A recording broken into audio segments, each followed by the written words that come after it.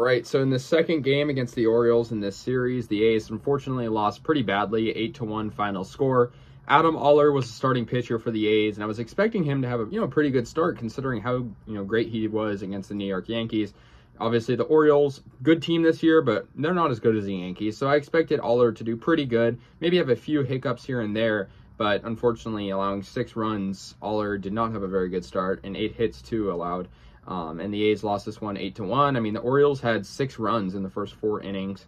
Yeah, the A's actually had the first run of the game. Murphy hit a sac fly to right, and Kemp scored. But from then on, it was all Orioles. Mountcastle homered to left, and Mullins scored. So that made it 2-1. It was a 2-run homer. Mountcastle homered again to right center, another 2-run homer, and Santander scored. Mountcastle definitely player of the game. That's 4 RBIs right there. Mullins homered to right, and so yeah, the Orioles had 3 homers already, and this was in the 4th inning, and that made it 5-1. Santander homered to center, 6-1, so another homer for them.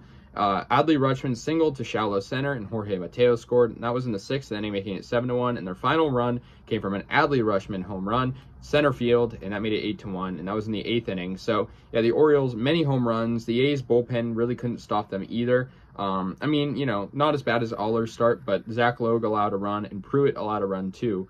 And so the A's just really could not stop that Oriole offense that's been pretty good this year. The only pitcher that didn't allow a run was Kirby Snead, and he only pitched 1 inning. So the A's lose this one, so they officially do lose this series with this 8-1 loss. Yeah, the Orioles were just powerful in this game. The A's did not have a very good game hitting-wise. I mean, of course, they scored that one, in the first inning. But, other than that, there were really no good scoring opportunities.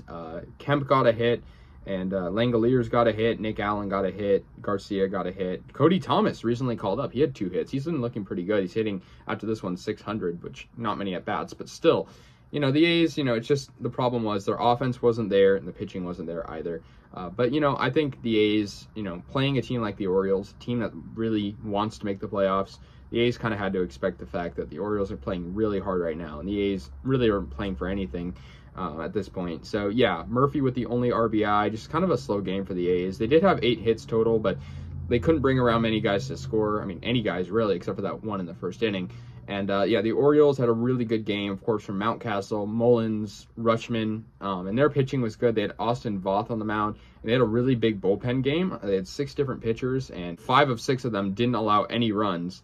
And so, yeah, I mean, that's very good. And Voth had 4 strikeouts.